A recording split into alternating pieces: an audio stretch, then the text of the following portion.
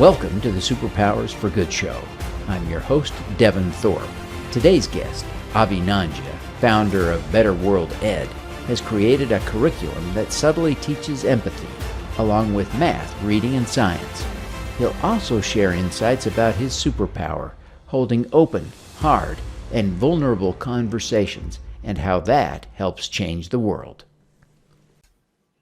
Abhi, thank you so much for joining me today. It's just a thrill to have you. Thank you for making time. Thank you, Devin. I'm super excited to be here. Well, you're doing some really cool stuff. And so tell everybody, I don't want to butcher it by telling people what you're doing. You tell people what you're doing, and then we'll talk more about it. But you're doing some cool work. Cool. I feel like I would trust you to do this better than I do. It's like this evolving thing over the past so many years of like, how do we actually express what we do and why quickly? We create stories all over the world. The organization's called Better World Ed, Better World Education, and we create wordless videos that tie to narratives about real people's lives all over the world to teach everything we learned in school, but in a more human way.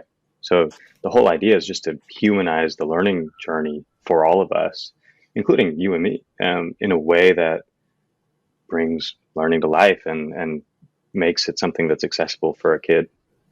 Yeah, this is really an interesting premise, but I do need you to explain how it works. So kids watch a wordless video and they learn math from that. Tell us how that works. Help us make that leap. Yeah, absolutely. So let's do a little example. So imagine we're watching a video about Shantanu, a chaiwala in India, and we see all the different things going on in his life, in his day. He's smiling, he's laughing, he's talking to customers, he's having a great time, and you hear good music, and you have that kind of experience of stepping into his world. From there, after the video, there are written narratives about Shantanu's life that help us dive into who is this person. And so that's where we start to weave in all of the literacy problems, the math problems, all the different ways that a young person and the teacher and you and me can engage with this person's story, learn about who this person is, and then also address different math things going on in someone's life. So Shantanu is trying to figure out moving from plastic cups to glass cups. He's trying to do the math on, one, how much money is he going to, there's so many different math problems in there, so many different open-ended ways we could take that, right? But it could be, how much is he going to save? How much plastic is he going to save? How much water is he going to use now to wash those cups? Like all of these different things that it's real math that real people have to think through in their day-to-day lives. And then also something that helps us talk about climate change and helps us talk about the environment and helps us talk about waste. So it's like a real math problem in someone's life that we get to experience, visualize while learning about somebody else somewhere else in the world. And all of that's happening at once. So it's a fundamentally, this and all the lessons are about empathy, and they provide those tentacles into a broad range of social and environmental issues that we can think about. And so it makes education more engaging for the students, doesn't it? Yeah, and potentially, without explicitly being about it, brings this kind of desire for understanding and desire for awareness into the lives of everybody who engages with it. We've seen so many people say, after watching this video of a food truck owner in New York, I can't stop thinking about what someone's life is like as a food truck owner every time I walk by one. And so it's like there's this potential when you engage in a wordless video to really take the desire for empathy to a whole different level. Because when we have a video with words, and I mean, there's no like, you're being told what's going on. And when we walk down the street, we're not being told what that person walking by us or that food truck owner or Shantanu the chaiwala is like. We're not being told that person's story. So there's this potential that as we engage with more and more video as we grow up, that has that narrator, that has that narrative, we start to think we know all the answers. And so these wordless videos kind of reverse that and prevent that from happening. And so like this way of saying, well, wait a minute, we don't know until we ask, until we dig in. And that's where the written stories come in. So that's that, like, it's almost like, how do we engage in the practice of empathy naturally and build it into somebody's like wiring in a way that lasts forever? it's incredibly important these days. I think there is some pretty good evidence that over the last decade, and my view is it is driven somewhat by technology, right? That we have been finding ourselves aligning more closely with political tribes than ever before. And it's creating huge wedges. And we're aligning ourselves more and more with people who feel the same way we do about everything. And we shun those that fail a purity test, that aren't in enough in our group. And so we're really, it seems like, doing the opposite of empathy, organizationally and systematically. Again, it seems like it's driven by technology, and not to put too close a word on it, but Facebook and other social media platforms are building us into narrower, firmer tribes. Do you see that? And do you see this, what you're doing, as a remedy for that? Yeah, I see it. I don't have a Facebook account. I had one growing up and then deleted it in 2016, and as well as all the other social media platforms I had. And part of it was because I felt like I was lost in a bubble. Um, One of the things that we're really trying to do is help a young person learn from the get-go, and all of us as we engage as parents, teachers, whoever else is engaging with this content while engaging with kids, that those bubbles we create for ourselves, yes, are being encouraged by very large platforms, and there's lots of money behind that, and lots of money behind those algorithms. At the same time, it's something that we potentially do as people anyway. And because I find myself, when I'm not engaging with all of this content, still gravitating towards people who see the world similarly to me, and still feeling like when I see somebody on the street who's wearing a hat that has a very different message than what I'm about, I feel something in me. And so it's like, how do we unpack that? I mean, how do we take a step back and say, well, wait a minute. I mean, just because this person is wearing a hat that has the opposite message of what I believe in so many ways, doesn't mean that we can't have a meaningful conversation, doesn't mean that we might not enjoy each other's company, doesn't mean that we might not find connection, and doesn't mean that at some point we might see a lot of the world similarly if we took the time together. And so that's really easy for me to say, and I think really, really, really hard to practice on a day-to-day level. And I think that's what this curriculum's about. It's to say, this will never be easy. We're not saying it will be. We're not saying that this can fix everything. But if we were to wire ourselves a little differently, at whatever age we start engaging with it in this way, Mm-hmm. and we start to think, well, as I learn about this person's story, there's a chance that I'll start seeing this person differently, and to be open to that, and to be watching someone's experience in one's day-to-day life, and seeing them smiling, seeing them laughing, seeing them engaging with their families, seeing them engaging at work. Before we know political beliefs, the way people see the world, what religion they practice, all these things, just seeing all of that can change the way we understand one another, understand people, and can really humanize our experience as humans. Yeah, yeah. As you engage with students and teachers who have participated in this curriculum, what are you seeing in terms of feedback? What are they telling you about how it's changing their view of the world, their quality of education, et cetera, et cetera? What's the feedback? Everybody says it better, and there's a cool video for this that I don't know how to bring to life in the same way that we've heard students and teachers do it, but I could try.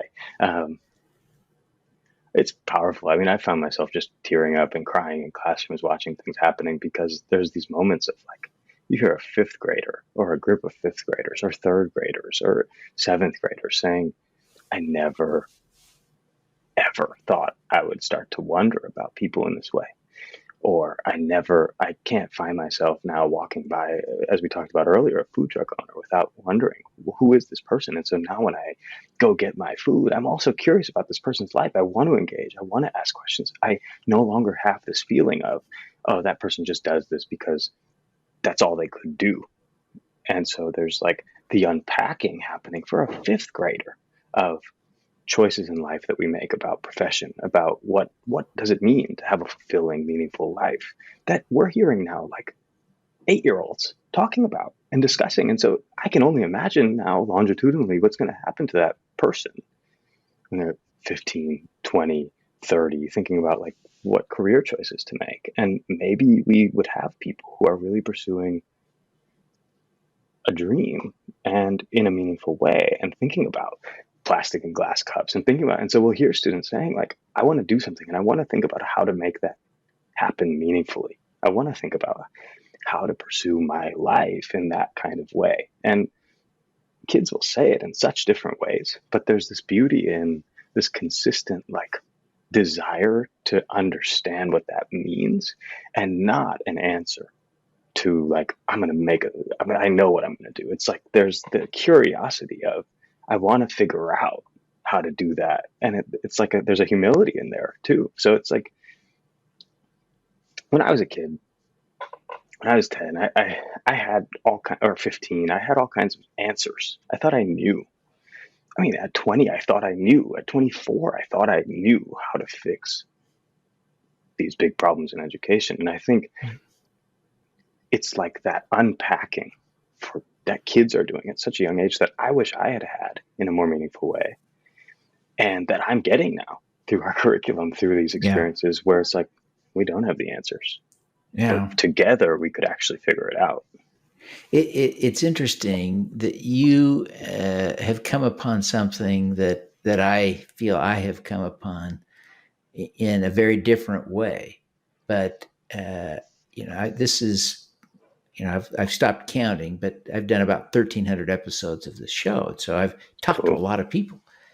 Yeah. And recently, I wrote a book about some of them and the conversations we had around superpowers, what they describe as their unique superpowers. And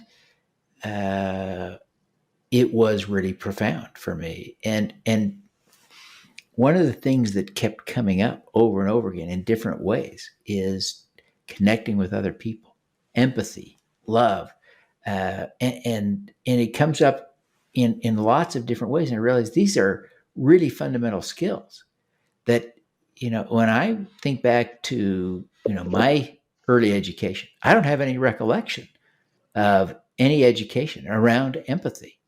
There was a little bit on be nice to the other kids, but really there was no. And you're really saying kids are natural, humans are natural, but we have to cultivate all these good things that humans can do, right? Yeah, absolutely. I mean, it's like saying when people are like,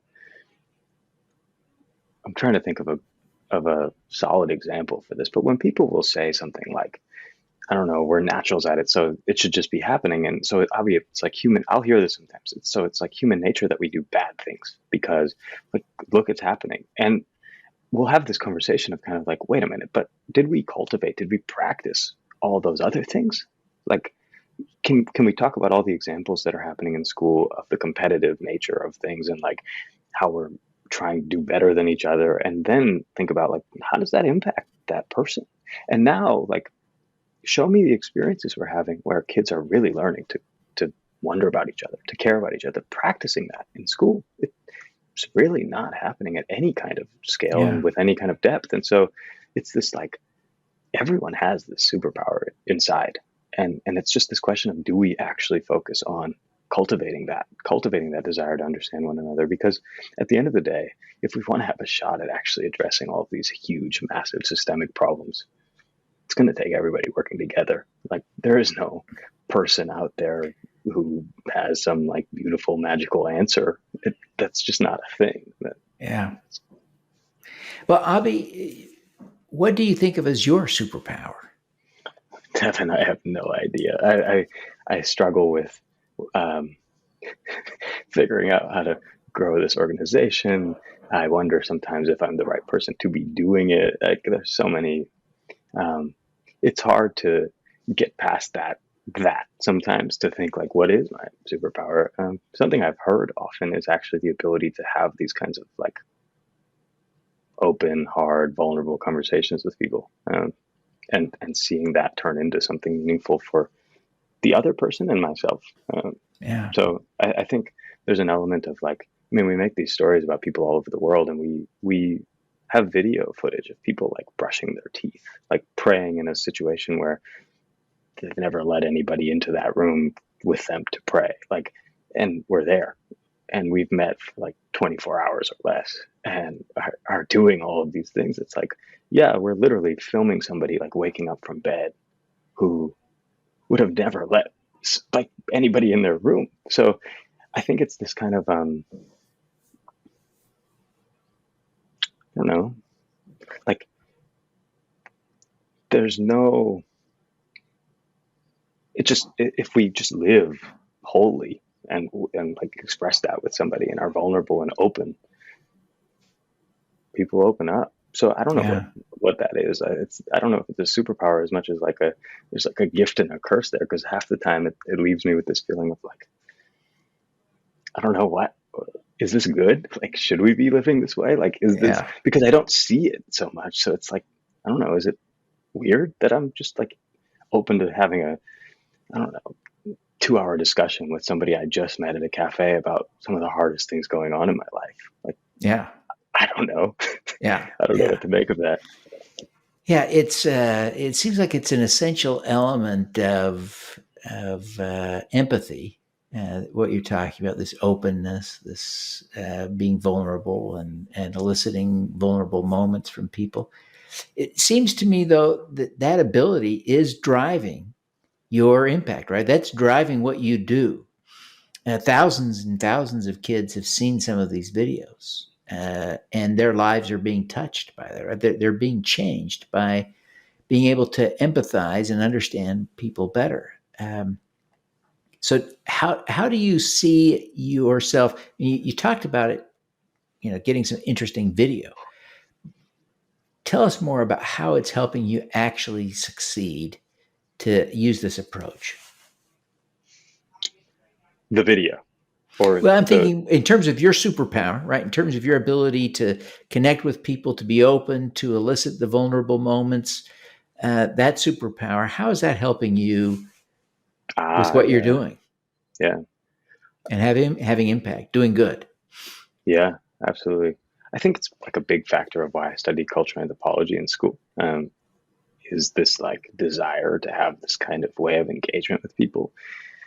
I think the video part and the engaging with people part, I mean, it's like what makes this feel so unique to people is what we hear. People are like, there are moments in these stories that people are just like, I've never seen that in the video.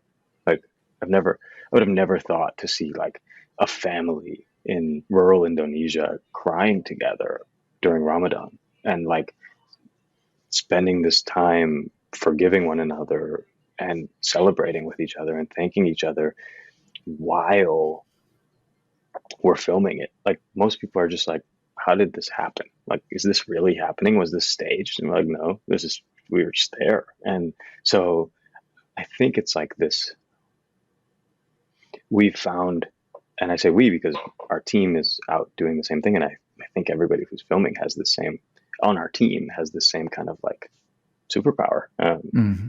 We just build that kind of trust. And maybe because we have like no motive, like there's no like ulterior, it's just like we just want to learn about this person. And so I think it naturally becomes this trusting environment where people are like, yeah, you could film whatever you want and we just trust you to do good. There's no document signed that's like, here's exactly how we'll use it for so many of these stories. It's just like people are just trusting that we'll do good with it. And we Yeah. take that responsibility and say like, yeah, let's make sure we hold to that. You talk about your team sharing this superpower, this value system. How do you? I imagine that's a function of two things. One, probably some screening, and two, probably some training. You might not think of it as training, but there must be some aspect of your sharing your vision with them that begins to feel like training, or they begin to adopt your view. Tell us a little bit about how you develop that team value system, that shared superpower? Possibly just naturally over time doing it. I mean, there's nothing written down about it. There's no culture deck. There's nothing. I mean, we have a culture deck. It's cool, but we've never, I don't even know if they've looked at it. Like, I think the bigger thing is like, we just live it. And we've had these experiences where whoever I'm filming with, whoever we're writing with, whoever we're talking to on Zoom, we are, whether it's full-time team member, part-time, freelancer, volunteer, like we just have these conversations and dig into the things and with each other and with the people we're making stories about, to the point that it just naturally keeps growing. And it's like, it's contagious, Devin. I mean, it's like, it's not like I'm leading that.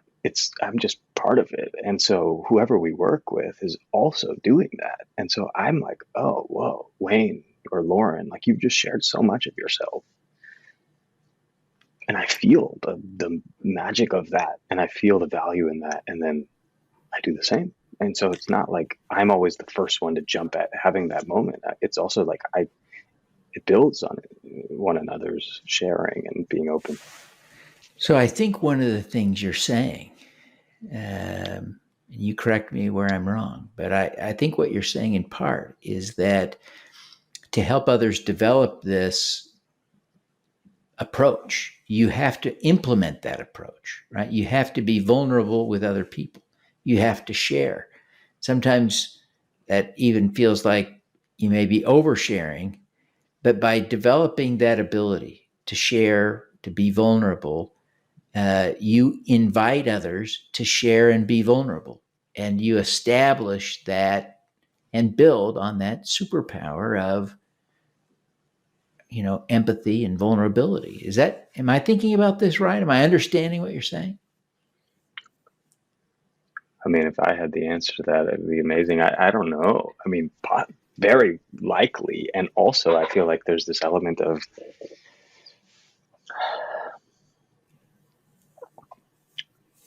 because I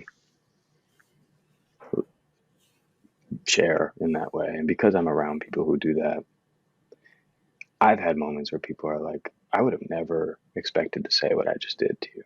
Like, I don't know how this just happened. Like, I don't know how we're sitting here talking about this thing that I've never talked about with anybody.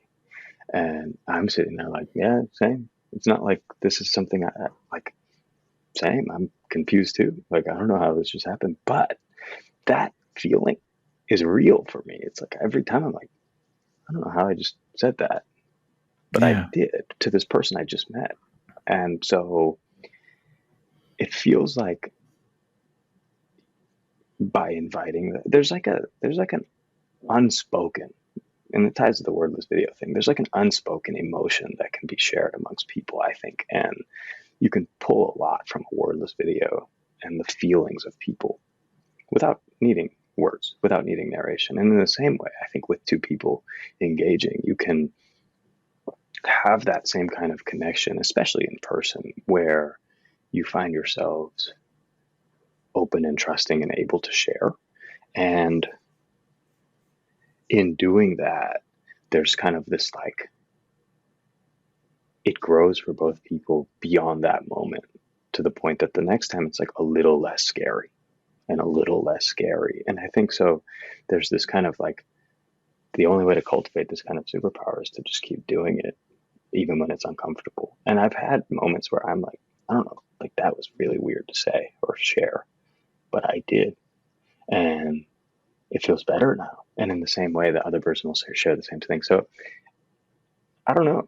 I don't know exactly. Yeah.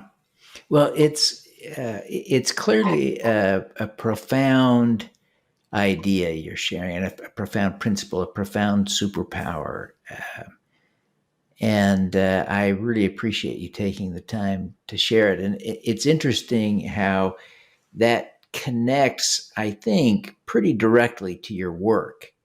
If we kind of come full circle, that these wordless videos do connect to this ability you have honed to connect with people effectively, to have that, to feel empathy, to allow people to be vulnerable, to be trusting. All those things come together. And I think that's really pretty amazing to think about. Well, listen, I'm really grateful that you would come and share this with me. I feel like I've learned a lot today. I'm hopeful that the audience will feel like they've learned a lot too, and they'll want to be more connected to you. Would you mind telling people the best way to learn more about Better World Ed and how they can connect with you? And realize you're not on social media much. Tell people where they can find more information and how they best communicate with you. Yeah, absolutely. And just to note on the superpower thing, to remember, I feel like for me, it's like, I don't even know if it's a superpower. It's something I'm just trying to do better. And so for whoever's listening, if we do connect, I would love to work on it together too. It's not I'm no expert. I feel like I'm far from understanding how to do this really well. So I would appreciate people helping me figure this out better too. I can be found on LinkedIn, Abhi Nangia. I can be found by email, abhi@betterworlded.org. What else? That's about all I got. Okay. I got a cell phone number, but I don't know if we want to put that out into the world.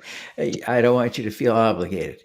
But Abhi, thank you so much for taking the time to be with us today. I congratulate you on the great work that you have done and wish you continued success in building and growing an organization that can touch lives around the world. So here's to that. Thanks so much, Devin. All righty. Let's do some good.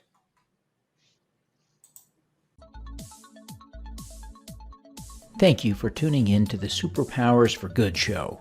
Twice each week, we host changemakers who share their impact, insights, and superpowers.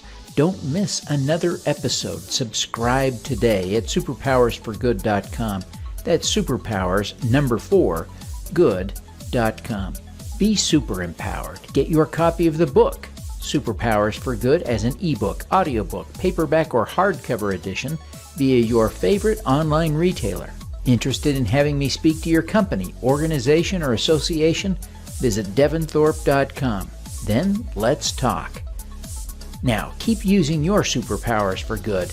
Together, we can reverse climate change, improve global health, and eradicate poverty.